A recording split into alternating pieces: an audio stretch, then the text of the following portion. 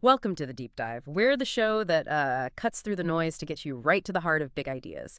And today we are diving deep into a really ancient text, but one with surprising, well, power for your modern life. Sun Tzu's The Art of War. Yeah, so our mission today is basically to unpack the source material we've got. It's a pretty detailed report, covers origins, key ideas, modern relevance, interpretations, even some criticisms. We want to pull out the most important bits for you, give you that shortcut, so you're really informed on this classic text that's shaped strategy for, gosh, millennia. Absolutely. And Sun Tzu, or Sun Tzu as he's sometimes known, he was this ancient Chinese military strategist, also a philosopher, lived way back, probably around the 5th century BCE, the Eastern Zhou period. But his famous work, The Art of War, it's really so much more than just a military handbook. It's this amazing mix of, well, philosophy, psychology, and, yeah, tactics. And the core idea, the thing that really sticks, winning without fighting, that's seen as the ultimate skill, the highest form of mastery. Winning without fighting, Yeah. that's quite a starting point, isn't it? Oh. It really is. So today we'll explore, who was this Sun Tzu? We'll dive into his core principles and then, yeah, see how they pop up everywhere. Boardrooms, basketball courts. We'll look at the legacy, the criticisms too. So where do we even start with something this influential? Maybe just understanding how it's put together. The Art of War, it's structured into 13 chapters. They're pretty concise, actually. Each one looks at a specific part of warfare. But, and this is crucial, it's not just about armies clashing. It's really a deep look at strategy, diplomacy, leadership, even like human nature itself. Exactly. And when you start digging into those chapters, you find these principles that just, well, they still work today, far beyond ancient battlefields. Take laying plans. Chapter 1. It had that famous line, know yourself and your enemy. Right, standard intelligence gathering. Well, yes, but it's more. Many people focus on the enemy part, the intel. But Sun Tzu puts huge emphasis on self-awareness, really understanding your own strengths, your weaknesses, what drives you, your biases. Knowing yourself just as deeply as you analyze your opponent. That self-knowledge, it's the foundation for any good strategy, really. Okay, that's a key distinction, not just spying, but introspection too. Mm. So how does that idea connect with another big one, attack by stratagem? Attack by stratagem. It perfectly reinforces that main theme. Winning without the actual fight. It's all about getting a mental win over a material one. You subdue the enemy not with force, but through, let's say, better planning, maybe some deception, or just making your own position seem unbeatable. Making yourself unbeatable. Exactly. Think about tactical dispositions. That chapter tells us strong defense makes you invincible.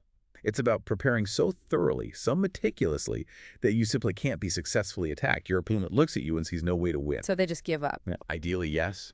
Or they don't even start. And then you have variation in tactics. That's all about being flexible, improvising, understanding that no single strategy works every time. Rigidity is a weakness.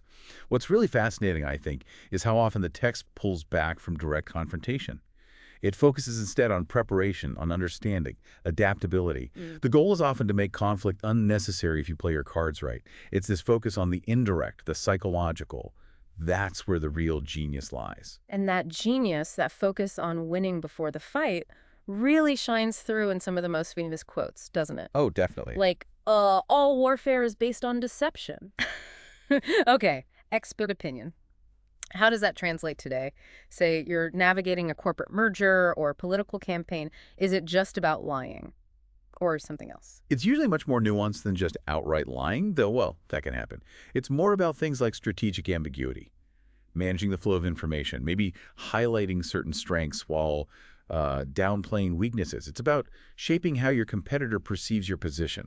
Perception. Exactly. You're shaping the narrative, controlling the information landscape, making your opponent react to a reality you've kind of constructed. It's about messing with their expectations, creating a psychological edge. Okay, that's a much richer take than just don't tell the truth. Right. And then there's maybe the most famous line of all, the supreme art of war is to subdue the enemy without fighting.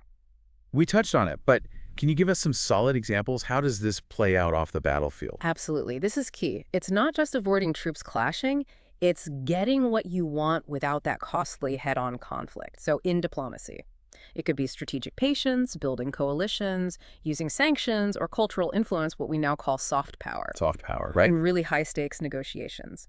It means deeply understanding the other side's actual weak points, their real desires, and then crafting an offer that makes saying no seem illogical. Makes sense. Or think corporate takeovers. Maybe you acquire key partners or patents first, making the target company's whole position just fall apart. They have to concede without a big public fight. It's about winning over hearts and minds sometimes, or just making the opponent lose the will to even resist. That underlying philosophy, it really explains why the art of war is still so relevant, doesn't it, across so many different fields. It's definitely not just for generals. That's exactly right. I mean, in military strategy, sure, it's still fundamental, taught in war colleges everywhere. You see its influence in guerrilla warfare, asymmetrical conflicts, even cyber defense, where information control is everything. But it goes way beyond the military. Oh, way beyond. Business and corporate leadership, hugely influential. Strategy development, marketing tactics, negotiations. You hear executives talk about flanking the competition or exploiting market weak points. That's pure Sun Tzu. Huh. Never thought of it that way. And in politics, diplomacy ideas like strategic patience, realpolitik, they echo Sun Tzu's indirect approach. And that core idea, winning without war, aligns perfectly with soft power diplomacy.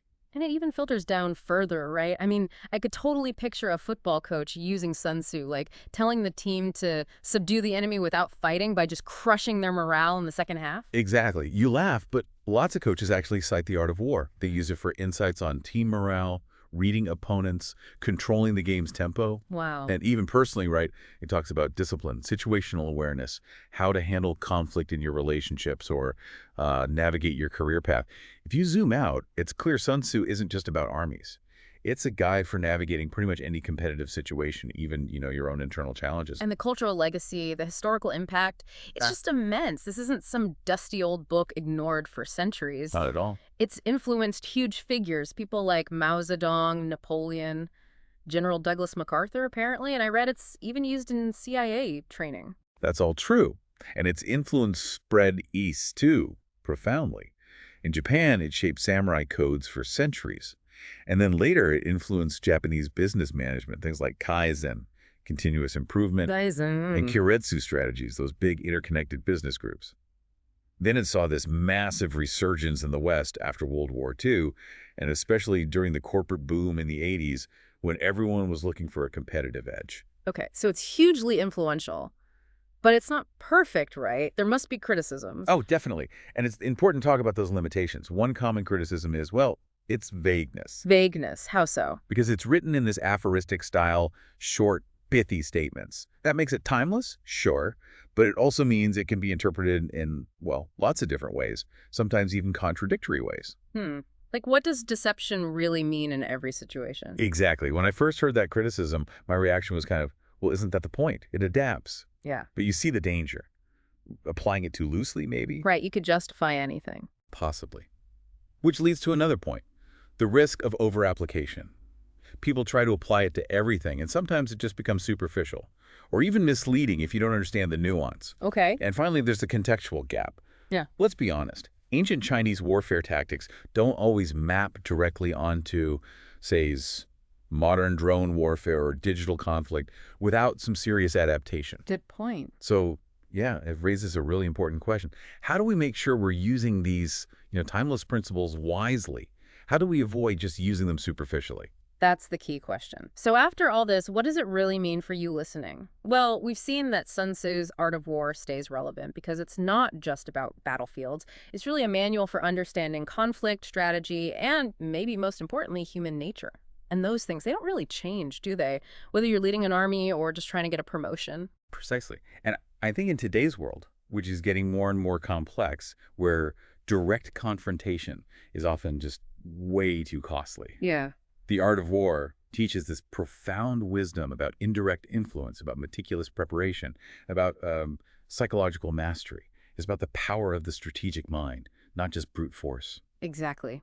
So here's a final thought for you to chew on. Consider how often those core principles like knowing yourself and your enemy or subduing without fighting could actually apply to a challenge you're facing right now. Maybe it's a career move, a tricky negotiation, even a personal goal you're struggling with. How much of winning, really, is about the strategy you lay out before any battle even begins? Something to think about, how these ancient insights might shape your own modern approach to strategy, to conflict, to getting things done. And hey, if you want to dive even deeper, there are some great resources out there, like The Art of Strategy by Dixit and Nailbuff that connect game theory to Sun Tzu, or Robert Greene's 33 Strategies of War. Lots to explore. That's all for this deep dive. We'll catch you next time.